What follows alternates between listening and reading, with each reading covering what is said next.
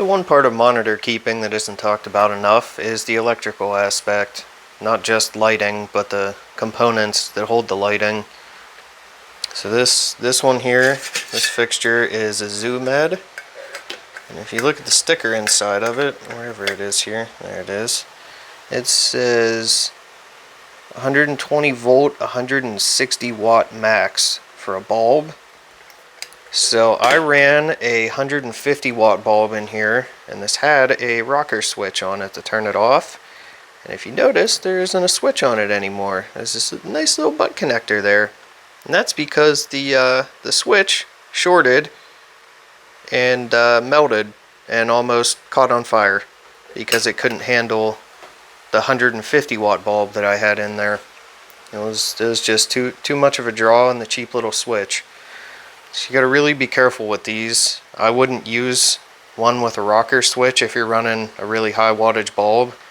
I honestly wouldn't use one of these, period.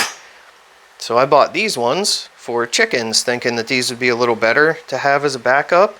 They look a little more beefy, substantial. The wiring does.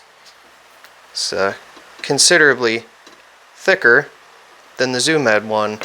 And if you read it, it's the exact same gauge wire and the same temperature rating on it, meaning that it'll handle the exact same load as that one. And this one claims that it'll handle a maximum of 250 watts. Yeah, not a chance. I'm sorry. I mean, I wouldn't trust it personally. So this is a piece of 18 gauge wire right here. That's what carries the load for those lights. And this is what I use when I wire all of mine. That's a piece of 14 gauge. Every enclosure is wired with that. And then I have dedicated circuits for the monitors that are wired with 12 gauge on a 20 amp breaker.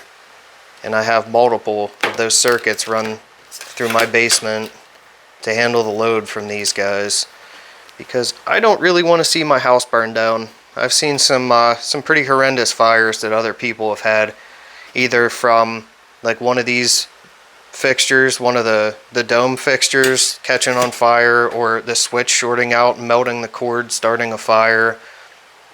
So what I do is I use these porcelain sockets you can buy from hardware store, Lowe's, Home Depot, whoever carries them. These are like $2. I wire these in myself. They'll handle 660 watts, 250 volts. And that is extremely overkill for what I do. And I like to go overkill. So another thing, anytime you run a heat mat or a deep heat projector or anything, you want it to be on a thermostat. Any heating element you want on some kind of a thermostat. I use these cheap ones for heat mats to just turn them on and off. They work fine for that. I run this one to switch the deep heat projectors that are in here. For deep heat projectors, these aren't ideal because they just turn on and off. What you really want is a proportional dimming thermostat. Really good one, set you back significantly more than what one of these cheap ones will. The Thermostats are about $200, I think, for one of the cheaper ones, and Vivarium Electronics makes one too that's okay. I've heard conflicting things about them. I've seen 2 or 3 of them fail on people using them on incubators, and they've lost clutches of eggs because of it. So I don't know how reliable they are. I don't know anybody that uses them personally, but that doesn't mean that they're bad.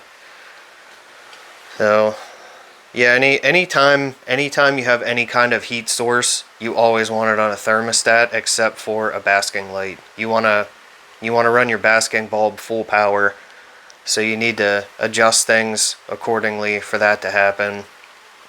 And how I set mine up, I put them on metal boxes like that. That's how all my lights are wired. That way it gives like a pocket for heat to dissipate from the fixture, and the temperature inside and the temperature up on top, if I actually shoot inside of there, it's only about a 2-degree difference. so hardly any of the heat transfers through, which is really nice. That's how I've been doing all of mine. It's like I said, it's extremely overkill, but I really don't want to have a fire. So if you're running some kind of low wattage bulb, I'd say something 100 watts or less. One of these will probably be fine. But if you're running anything real high wattage, I absolutely wouldn't trust it, especially if you're going to run multiple bulbs, like those dome fixtures that hold 2 lamps.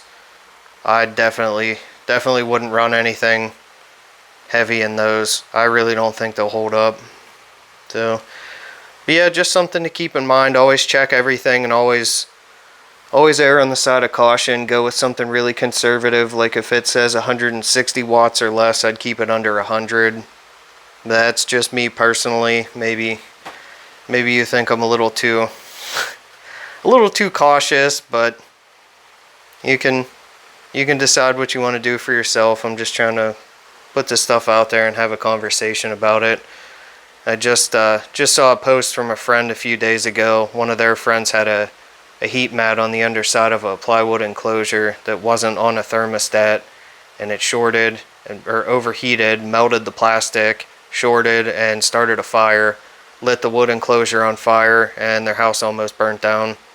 So I just wanted to make a video talking about this. So it's not something that's covered a lot. A lot of people don't know much about it. So if you're looking to buy any kind of lighting, always double check, make sure everything will easily handle what you're going to run in it. And yeah, or if you happen to know an electrician, I'd check with them to get their opinion. So yeah, just wanted to start a conversation. If you have any input on this, feel free to leave a comment.